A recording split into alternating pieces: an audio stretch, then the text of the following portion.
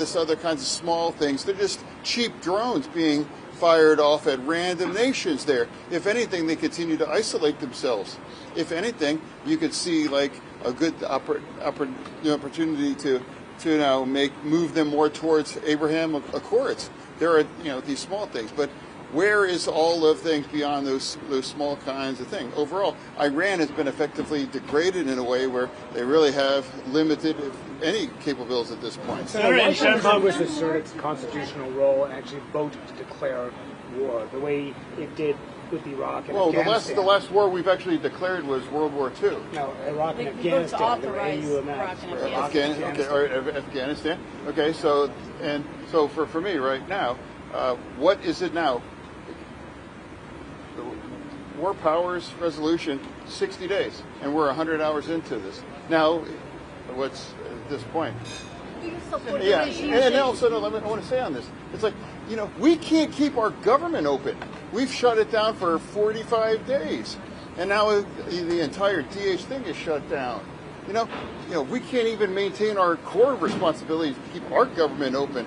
It's so right now. Senator, would you change your position on war powers in terms of a ground invasion into Iran? What? No, I'm saying it's like this is. Should the U.S. have done more to protect Americans who are now stranded abroad? Israel received a warning on Friday before this attack for an authorized departure there, but there are many Americans in other countries now without. Anything else? Senator, do Americans have anything to be concerned about with regard to retaliation here domestically themselves? That we need to worry about anything?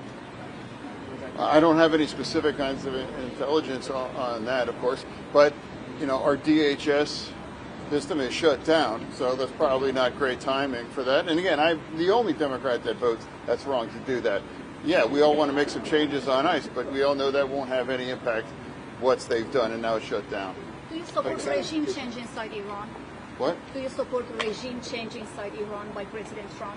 Well, I thought that's part of, a regime change. It's like the top 55 of them were killed, and I think they just blew up 80 of the random mullahs, too. Which, that was pretty great, actually. So, all right. Senator, administration officials concluded to... Wait a second. This is the short person's view of the war. So the briefing was very informative. I feel like this administration has been as transparent as you possibly can be without compromising war plans, so I want to congratulate them in terms of keeping us informed. My takeaway, quite frankly, is the Iranians have a strategy of trying to create regional chaos, to shut down airports, hit hotels, drive up economic cost, to see if the region will break and sue for peace. I've been on the phone all day with our Arab allies, and quite the opposite is unfolding. So I'm here to tell you the good news for me is I think the regional partners, the Arab partners, are going to be more involved, not less. They're not going to break. They're going to get in the fight in a more direct way. And Iran made a major miscalculation by attacking Kuwait and Qatar and Saudi Arabia. The countries now are more intent than ever to end the threat forever. So what I see in the coming days is more capability directed at the regime that's non-American, more planes flying that are non-Americans, more missile capability brought to the fight by our allies. So the ability to inflict harm on the regime is going to increase, not just because we're more committed to ending this, because we're going to have more partners to do that. Now, so what's the goal here? The goal is to make sure that when this is over, this regime cannot build ballistic missiles to hit America or terrorize the region. That when this conflict is over, they cannot continue to support Hezbollah, Hamas, and the Houthis, the terrorist network, and they can never go back in the nuclear business.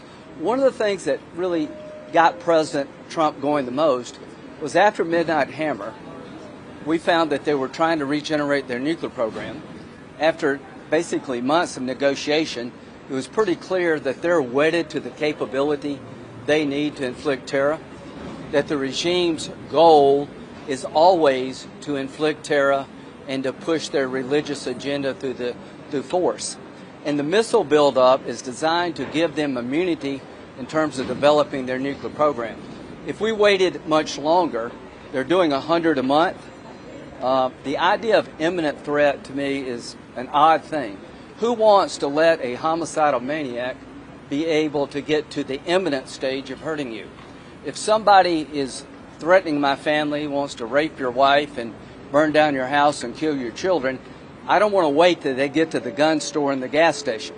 Since 1979, this regime has been dedicated to chaos through their religious agenda. In 1983, 220 Marines were killed by Hezbollah in Lebanon, 18 sailors, 100 injured.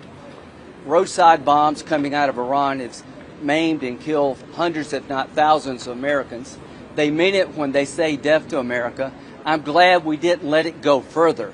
I'm glad we didn't let them build more missiles. I'm glad we didn't let them regenerate after Midnight Hammer. So the idea that you're going to let a homicidal maniac get to the imminent stage, to me, is misplaced. So I've never felt better about how this ends. It's not if they fall, it's when they fall. It's not us alone, it's us with the region. Europe is now getting into the game. So I want to compliment President Trump for starting something that the world is now gravitating to. This regime is in its death throes. The amount of firepower coming in the next day or two from us is going to be overwhelming. And when you add to the mix the Arab capability, then it's going to be overwhelming. The demise of this regime is at hand, and the goal is to make sure they can never be a threat like they were before. How do you know that the next regime that may come in may not be more hardline than the last regime? I don't think 32,000 people went to their death to be hard-ass.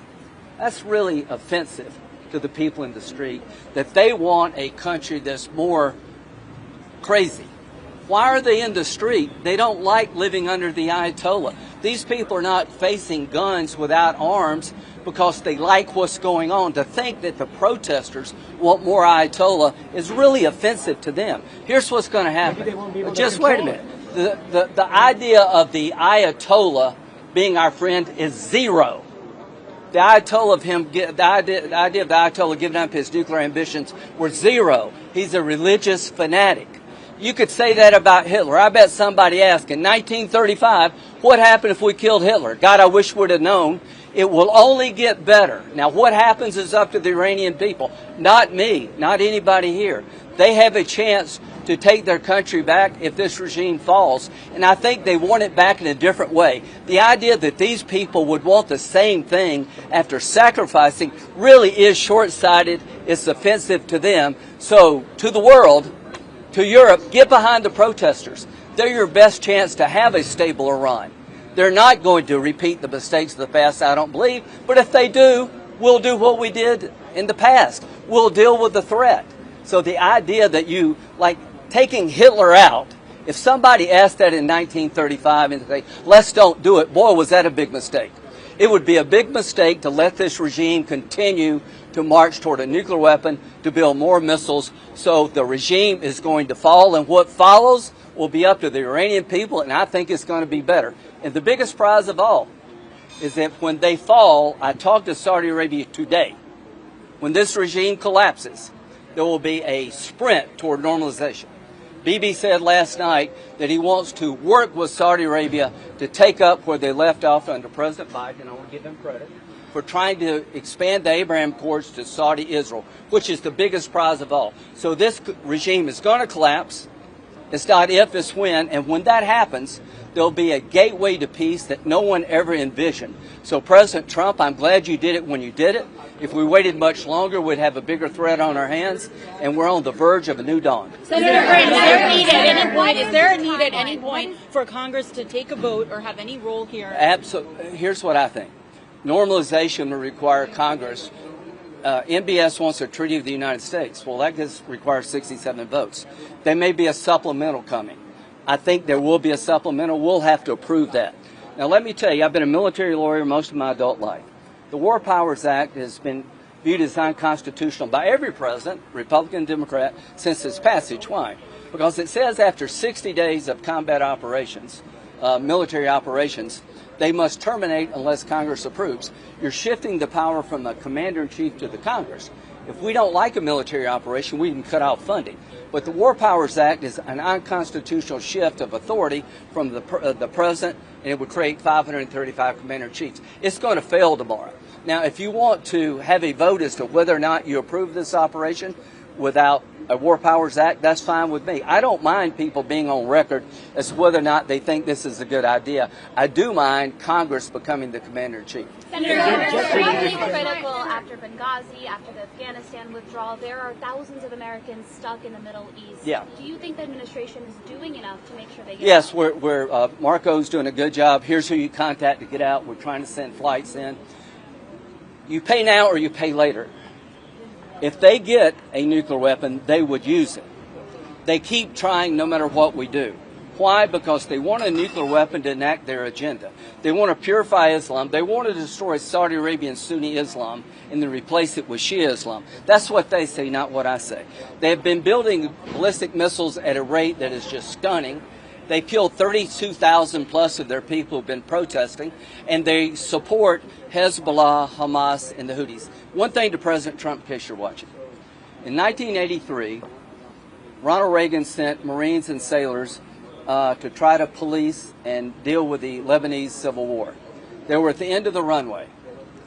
Hezbollah attacked the Marine barracks, killed 220 Marines, 18 sailors, and wounded 100 others. Ronald Reagan, who I admire and love, withdrew and never did anything about it. So I'm calling on President Trump today. Join Israel to attack Hezbollah. Avenge the Marines. America never forgets. Those 220 Marines and 18 sailors' families, we want to go after the infrastructure that killed your loved ones. They're IRGC assets in Beirut as I speak. President Trump, come up with a new operation called Simplify. Fly with Israel and go after Hezbollah, who has American blood on its hands. Not only take the mothership of Iran down, also take the proxy of Hezbollah, settle the score, even the account. Senator, what is your best assessment of what the timeline looks like now? I feel that's a good question. And then also, how are we not going to be drawn into a larger ground operation? There is no reason right now to use troops, but if we need them, the goal is victory. Listen to this. Donald Trump is seeking victory against the Iranian regime. Who's going to win a war between the Iranian regime and the United States? We are. We're going to win this conflict. We have Arab partners today that we didn't have yesterday. So this is going to end with us winning and the Ayatollah's regime going down. What happens next is up to the Iranian people. So what I would tell the American people, pull for victory. Hope that this works well. Pull for the idea the Iranian people can live without the Ayatollah, that they can be a new Iran emerges from the ashes of this regime. It would be a good thing for the world. At the end of the day, the region is committed to seeing it through. Iran is trying to break their will. It has backfired. So the timetable is shifted. I think the demise of the regime is far more likely to come quicker today than it was yesterday because we have more partners today. Are we days, weeks? I don't know. You need to ask the military people. And, you know, in World War II, they didn't ask how long would it take. They said, we're going to go to Berlin, we're going to go to Tokyo, we're going to protect our life. See, what you got to understand, that the regime in Iran would kill everybody in this room if they could. It's not about Republicans or Democrats. It's about Americans. They're religious fanatics. They want to kill all the Jews. They want to destroy Sunni Islam. They want to come after us. So we need to have the approach to this like we did in World War II. This is a terrible mothership of terrorism regime that's killed Americans since 1979, terrorized the region, and it's on the verge of collapse. And I want to congratulate Donald Trump and his team for putting together the most impressive military plan I have ever seen. What's coming in the coming days from us is going to be a lot bigger than it's been in the last couple of days. The Arabs are in the fight now, so stay tuned. What's coming toward the remnants of the regime is going to be overwhelming. The liberation of Iran is at hand. The gateway to peace is about to open. things that I've been working on with President Biden can now materialize. The biggest prize in the region would be to end the Arab-Israeli conflict. That will never happen as long as Iran is around. October the 7th was designed to stop what President Biden and I were trying to do, build on the Abraham Accords. Iran's worst nightmare is the Arabs and the Israelis make peace because they're not a peace-loving people. It's a cult of death. We're going to take up where we left off when this regime collapses.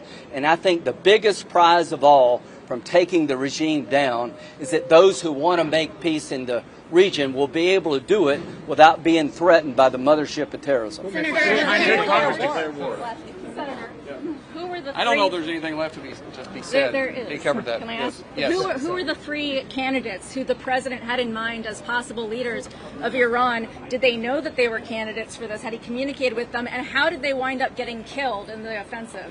I'm not going to get to specifics because some of that was classified, but I know there was some communications with hopeful, possible individuals that we could have a relationship with, and I wouldn't say that, not all of them are still kicking. I would say that maybe there might be some, but some of that's classified. How did that happen? Sometimes you're at the wrong place at the wrong time. Are there measures Yes. being taken not to eliminate other possible alternatives to leadership? This is war, and we're taking out the threat. And if you're part of the threat, then you're a target. How did the administration describe the end game here? Well, I think they laid out a very precise of what the threat looks like, and we're going to continue to be in the fight until they can no longer threaten the United States like they have for 47 years. Keep in mind, 7 presidents has passed on this opportunity. This threat's been around since November of 1979 when Jimmy Carter was in office. They attacked us as late as through their proxies or directly as late as June of 2025. They've killed thousands or injured thousands of Americans for 47 years. As long as the threat is still there, we're going to continue to be going after them. Given that this could be a sustained campaign and that American service members are being killed, why didn't Congress vote to declare war? Your constitutional authority to declare war. Why didn't you do that? Let me ask you, why didn't the Democrats that's asking this same question demand that Barack Obama do that in 2016 when he bombed 6 countries and dropped 26,000 bombs from Syria to Pakistan? I'm talking about the same situation. The president under Article 2 has broad authorities to keep Americans' interests safe home and abroad. There's no question, not one of you guys can question the fact that they haven't killed through proxies or injured through proxies thousands of Americans for 47 years. This was a threat that no other president was willing to stand up against and eliminate like President Trump. So thank God he's finally got that back. Senator, the White House said. Senator Murray, after leaving upstairs with Democrats, said, "I've heard 5 different rationales and objectives about this war." Who said this? Senator Murray. Chris Murphy? Or Murray? No, Murray. Murray. Patty Murray. Patty Murray, yeah. What is your understanding of the objective here? I don't remember her asking a question while I was there, so I think the objective was pretty laid out. They want to make sure that the ability for them to strike us anywhere at any time is gone. No way they'll be able to make a nuclear weapon or enrich uranium again to take out their navy so they can't disrupt commerce in the shipping lanes. And to take out their ability to restock and rebuild their missiles and drones. That's the objective here. We're going to eliminate the threat that's been threatening us for 47 years. And today's a weaker Iran than it has been in probably a decade. If we would have waited another year, this picture could look totally different, completely different. And so the opportunity and the timing was right, and we have a president in the office that had the backbone to do it. Senator, do you have any concerns about this Iran operation? Any at all?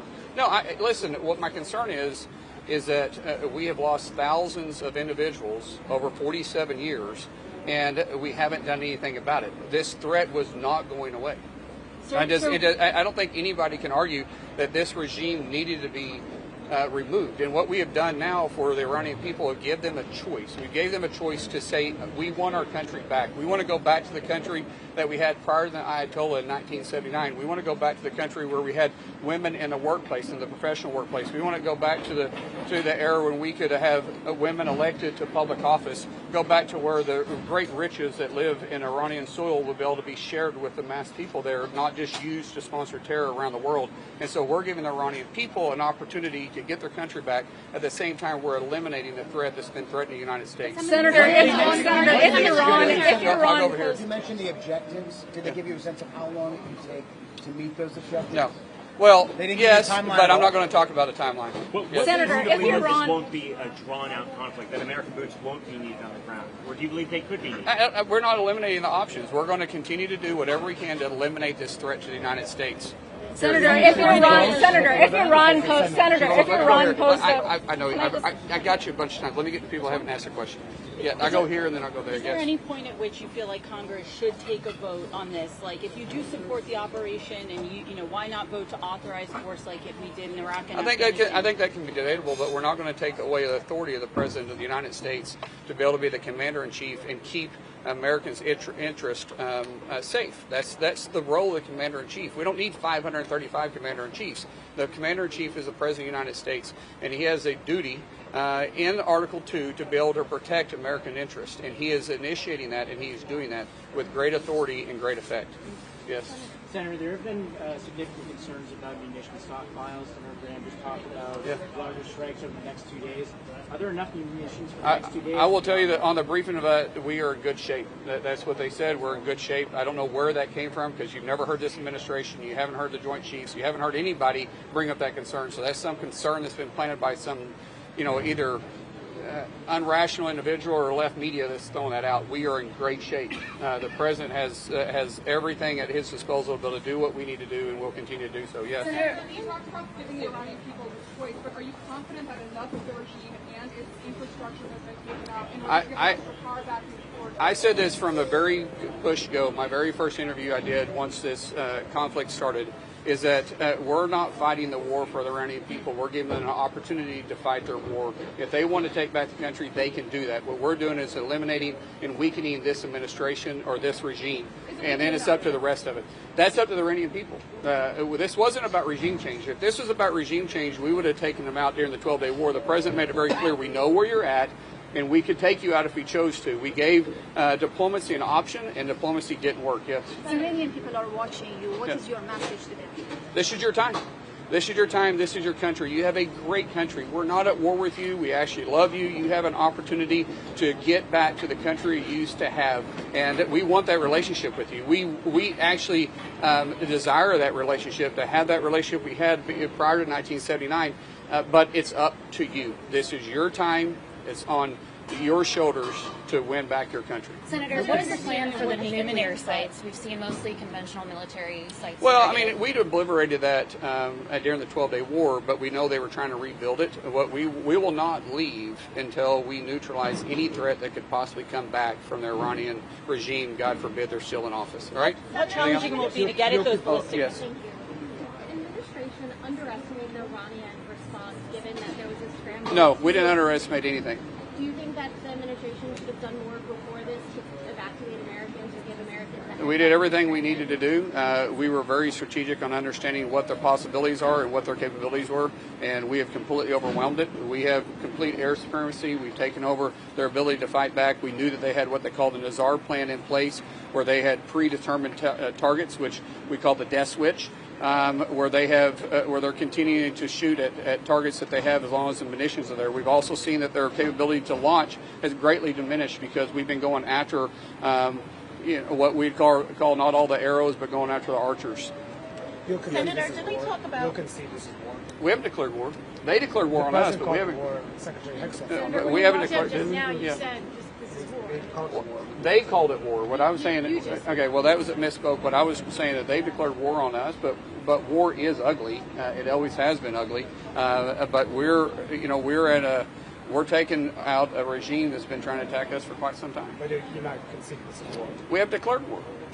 So if we haven't declared war, then I don't see that. The president hasn't asked us to declare war yet. But they have declared war on us. We're just simply fighting the threat that's been at our door for 47 years. Do you believe that ask could be coming, an ask from the president to declare war? I don't know if that's necessary because, as I said, we're not at war with the Iranian people. I made that very clear just a while ago when I was asked to talk directly to the Iranian people. I said, we're not at war with you. We are done fighting against this murderous regime that's been nipping at our heels for 47 years and killing thousands of people. It's time to eliminate them. All right? Was there any talk about how to keep oil prices down? No, we didn't talk about any of the economic things. It was strictly on the conflict taking place. Senator, what's your understanding of what the imminent threat was that caused Trump to decide that he needed to launch this attack Well, preemptively? we've known the threat is going to be there. They've threatened us. It's not a matter of if, it's a matter of when. So you can choose a numerous amount of options. I think you heard Witkoff came out. I think there was some report that said that they that during the negotiations, and I saw this on public, so this wasn't discussed in there, that there was that they had enough nuclear weapons to enough nuclear enrichment to be able to load 11 weapons. They were claiming that during the negotiations. I didn't ask that question in there, but we know that they were trying to reach us, and we know they continued to hit us. And so it wasn't a matter of if, again, it was just a matter of when they did it. It wasn't like a specific thing, a specific imminent threat that you're aware of? Well, there may have been something discussed, but I'm not. If it was, I'm not going to discuss it here because it was classified. Did they specify what the next steps were, or the general? Yes, they did specify. I don't know. It's Booker. Do you want this out?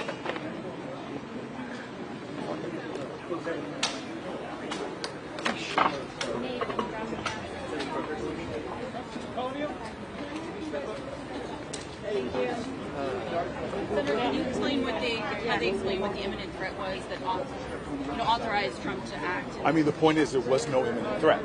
There clearly was no imminent threat. This was the president on one hand that said to the American people, I completely eviscerated their nuclear capabilities, and now he's saying that they did not. So that was the problem. We had a classified briefing that left me utterly astonished at the lack of information they provided to justify the hundreds of billions of dollars of cost and the American lives that are being lost. All while we have a president that is literally cutting health care from millions of Americans and that is literally taking away programs for our veterans and programs for our children's school lunches. Sorry, just to clarify, because yesterday they came out of the Gang of Eight briefing and said that they made a case that Israel was going to act unilaterally, and so Trump had to act to protect our assets. This is the typical. Is that what they said? This is the typical Donald Trump. Is they jump around until they think they've found an explanation that could satisfy the most people. They have changed their justification for this time and time again, and we got nothing that even approached a justifiable reason for the president to commit an act of war by attacking another nation. There are times there are times when you go into a classified session and you walk out and you have a better understanding about the gravity of the situation and the rationale behind the military action. This is not one of those times. We remain as confused as the American people are. They have had 3 or 4 or 5 justifications for this act of war over the last 4 or 5 days, and nothing in this classified session alleviated that confusion. What the questions do you have? Mono, they offered no clear explanation of why we got into the war. They offered no clear endgame to this conflict. They have not answered the most basic questions. And the reality is, from securing nuclear fissile material to the challenges we were going to have in any kind of aftermath, to whether they're asking for regime change or not, the reality is they do not have an end game. They do not have a justification for getting into it. And this is a military action that's going to cost Americans hundreds of billions of dollars. At the same time, here at home, they're driving up costs from everything from gasoline to overall energy. They're taking away health care from millions of people. In what way is this justifying what he promised to do, which was not to get us into entanglements into foreign wars, as well as in making sure we're taking care of Americans' concerns about rising costs? And the last thing I just want to say is all of this is happening in the context of a president that continues to thrash the Constitution and not come to Congress for any kind of authorization for these. If the War Powers vote fails, what can Democrats do?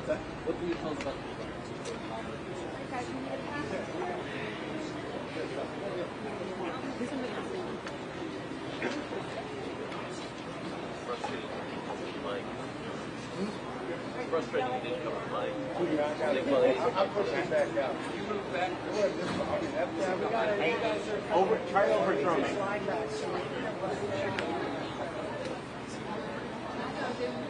Eddie, sorry about that. Thank you.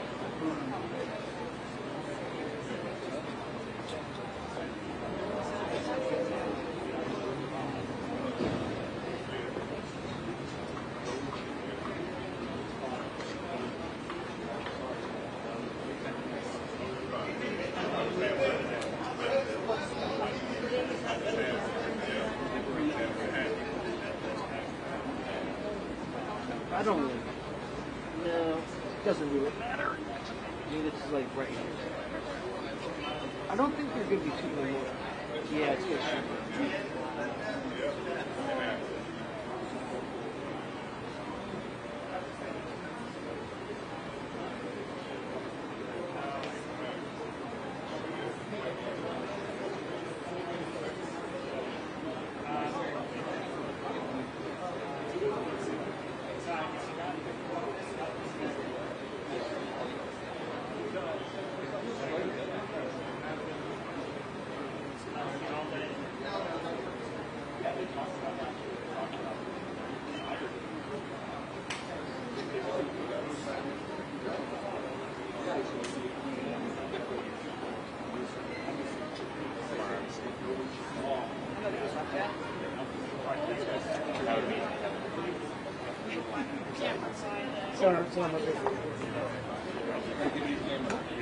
What do you say to Republicans who are saying that there's no need for any sort of authorization here? Because this is not unlike what happened in Libya, when there was no congressional authorization during those attacks, and Democrats didn't raise a fuss back then. We did raise a fuss. I mean, many of us publicly called for there to be a war authorization debate. So check the record.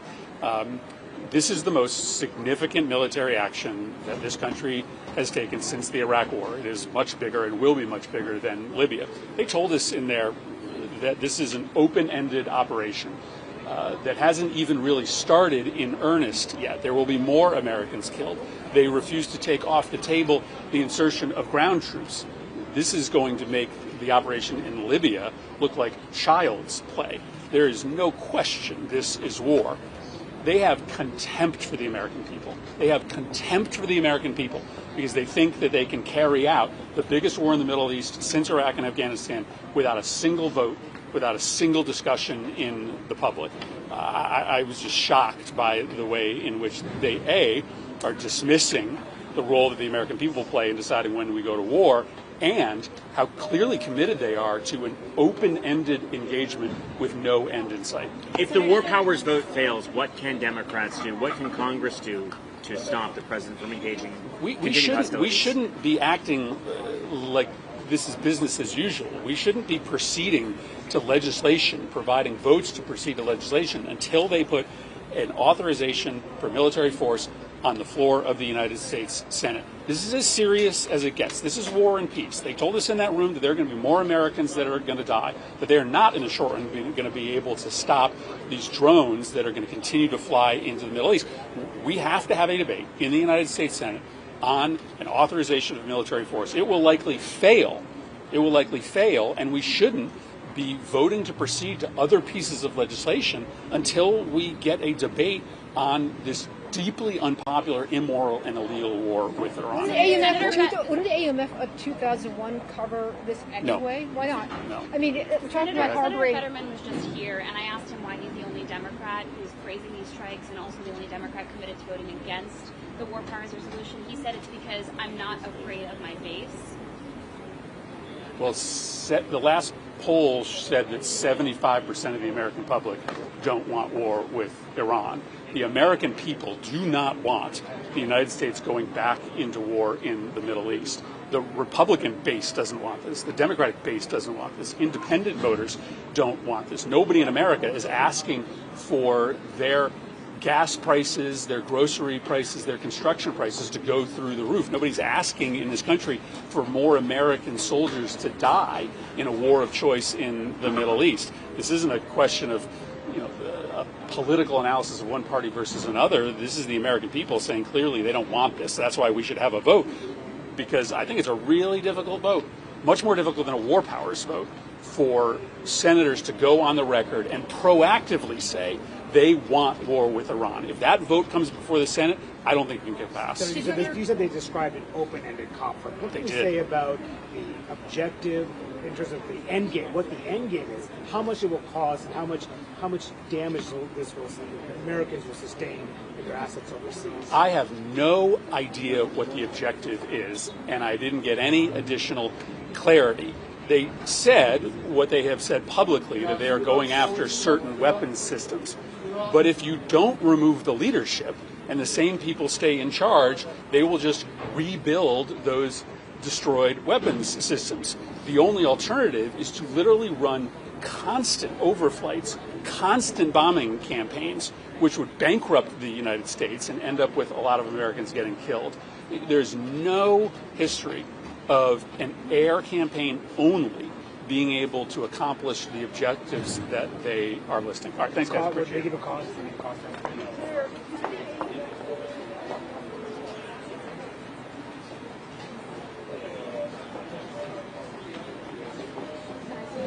I'm the senior Democrat on defense appropriations, and I represent the state of Delaware, where the now 6 Americans who died in service to our nation will return sometime in the next 2 days. I expect that the Pentagon will come forward with a supplemental request for funding, and I will continue to support our troops and to make sure we are making all the investments we can to keep them and their families safe. But we need an open hearing so that you and the American people can get questions answered about the failures in planning that led to some of the challenges, the losses and mistakes in this war so far, so that we can get a clearer answer on how long this war will last and what its real objectives are, and so that we can get answers to the American people about how to get their loved ones out of harm's way. My office and many others is getting urgent calls from people who are stuck in the region, who are not currently able to get out, and there's more that must be done urgently to help civilians relocate out of harm's way, as long as we're being told that this war will continue indefinitely. Are there concerns about munitions stockpiles being low? Did they address that in there? That was discussed, but I won't get into that. You said the failures. What failures specifically are you referring to that have already they've experienced so far in this war? Look, I think the administration took months to assemble a third of our Navy in the region to plan for and prepare for a war with Iran. And I think a better job needed to have been done about informing, preparing, relocating our diplomats, the families, the civilians on our bases and facilities. They're moving quickly to try and relocate them now that the war has begun. But the way we got into this war, I think, put the principal decision in another country's hands rather than ours, and did not lead to preparations in advance of the war starting that protected as many Americans as possible. What is your understanding as to how much of the regime is actually taken? I mean, just heard Mullen and Graham say that the Iranian people have the opportunity to fight for themselves, essentially. Is enough of the regime gone? I'm stunned if they said that, because, look, there's 1 million people in the Iranian security and military apparatus that are fully capable of repressing civilians who come out to protest in the streets.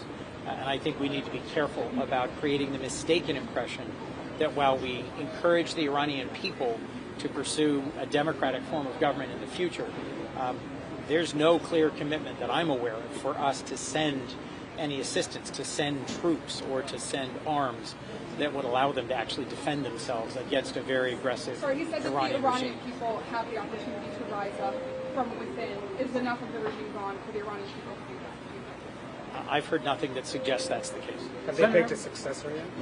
I've heard nothing that clarifies what the plan. There is no clarity about the plans going forward. Senator, yesterday, Secretary Rubio said there is not a plan right now to facilitate the next iteration of an Iranian government. It's just military plan. That's critical. There is not a plan. Well, he said it's not part of their goals right now. Right. Does that? Those are two different statements. Does that comport with what you've heard in there, that the goal is purely military and it's not to facilitate a regime change or whatever comes next? This briefing was principally focused on military, the events of the last 100 hours, and where we are in terms of military objectives. There was not a robust discussion of political objectives.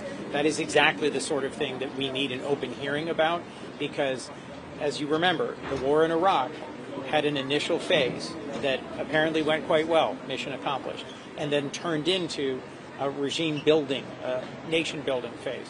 That's where I think our greatest risk is, where the greatest risk for civilians in Iran is, and where the greatest lack of clarity in terms of planning and resources.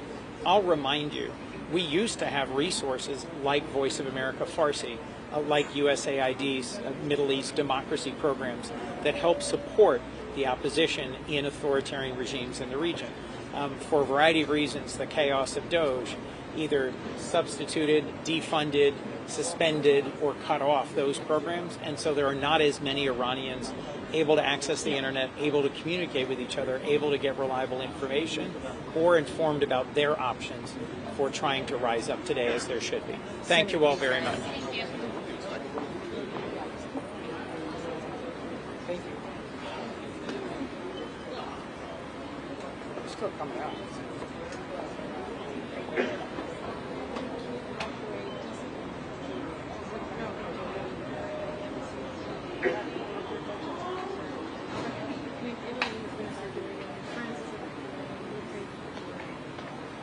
Good question.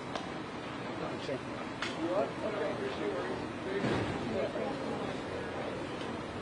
There we go.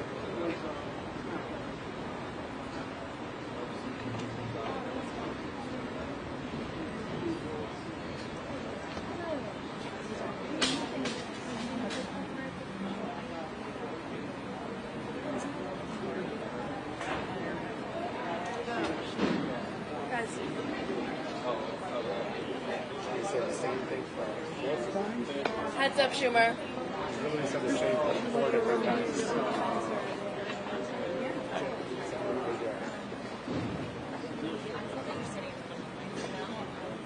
I just want to say I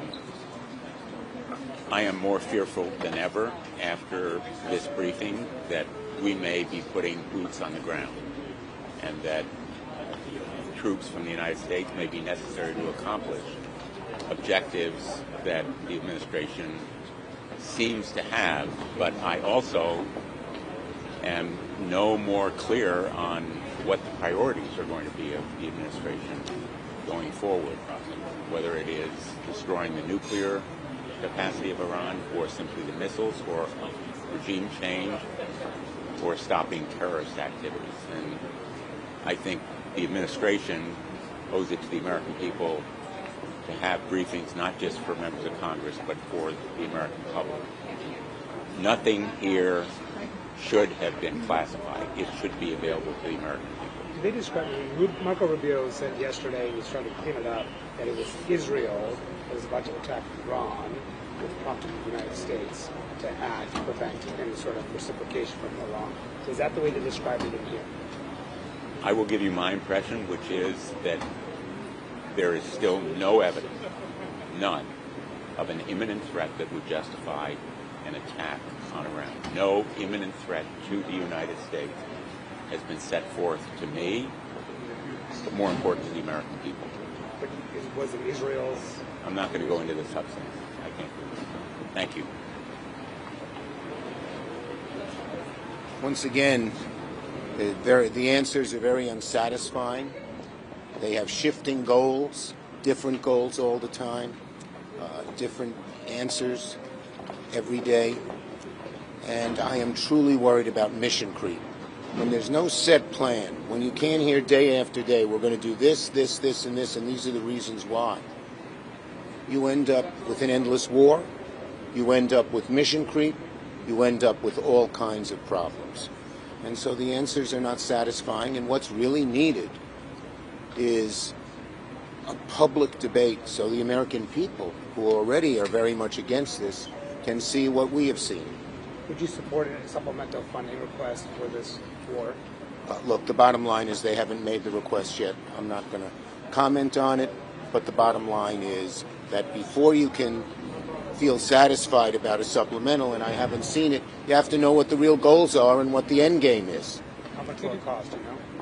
No. Leader Schumer, do you think Israel, forced the U.S.'s hand here, boxed the U.S. in on this? Look, no one wants a nuclear war. No one wants a nuclear Israel, but we certainly don't want an endless war, plain and simple. What did I say? Nuclear Israel. Oh, no, got it. Let me say that again. No one wants an endless war, but we certainly don't want a nuclear Iran. That's for sure. Okay? At what point does the lack of DHS funding become an issue? All of you know, that's true. I don't think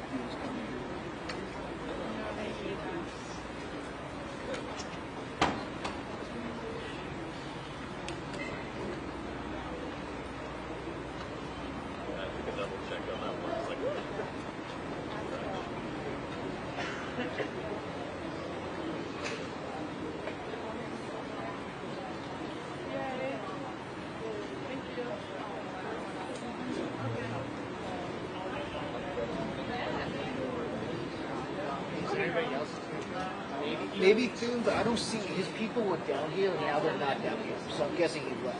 And Rubio. They have a house there. Yeah. So is it Rubio and Macklin? And Peg's and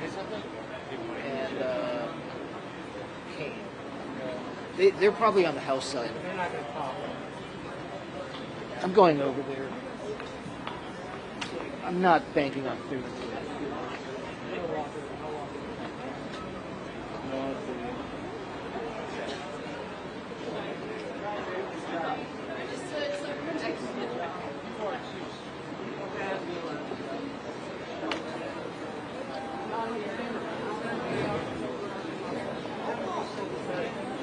What's that?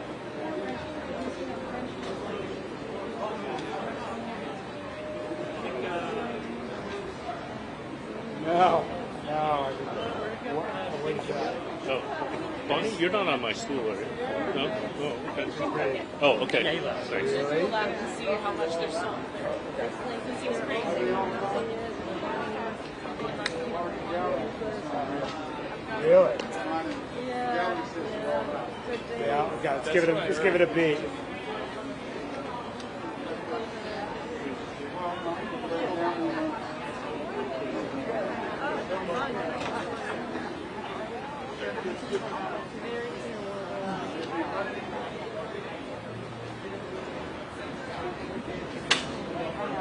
I would too.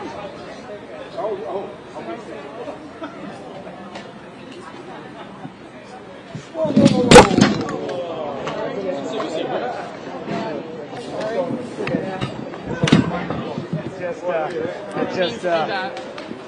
I'm sure they can afford it. It's too heavy. Hold on. Maybe that's a good reason why it should wrap, right? So that weight. I don't know where half the stuff goes. But that's goes there. Whoops. Goes there. This goes here. This one's a little. This one's a little. That's just a mess. Oh my gosh, Brad, don't touch my. I mean, it's over. Oh no. This is not very steady, is No, it? it's really not. I mean, it wasn't really her fault. All you had to do is just barely touch it. Wow, look. It needs at least one mic on the other side. I'll do mine over there. No, I Leave, I guess.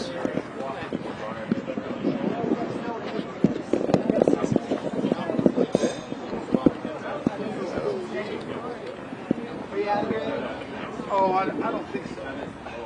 Are you taking your mic out? Yeah. Well, You guys are I'm doing cutting. You're doing a thing. Right, we're doing something else. This is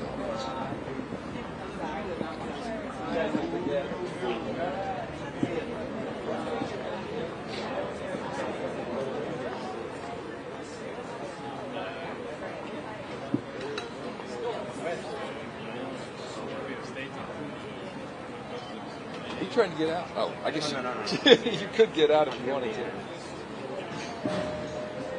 I'll be honest, this ain't gonna. This is really about to fall. Should we just? Should we just quit?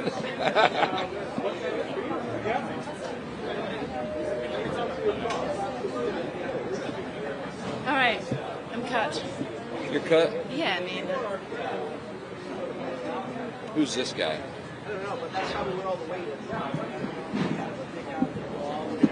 Should we set it down? This was way too. It's like ready to fall over. You ready to sandbag?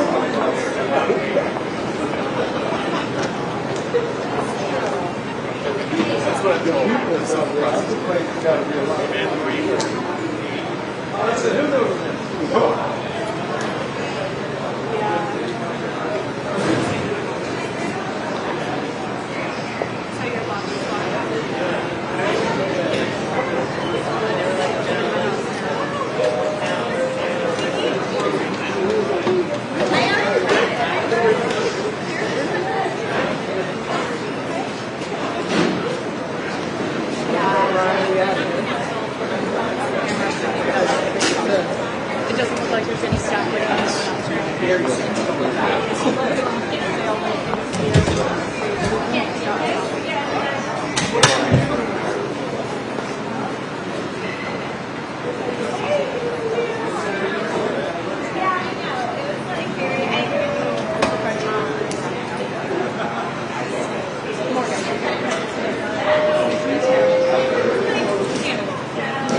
I know we're fine with y'all breaking down whenever, but I'm not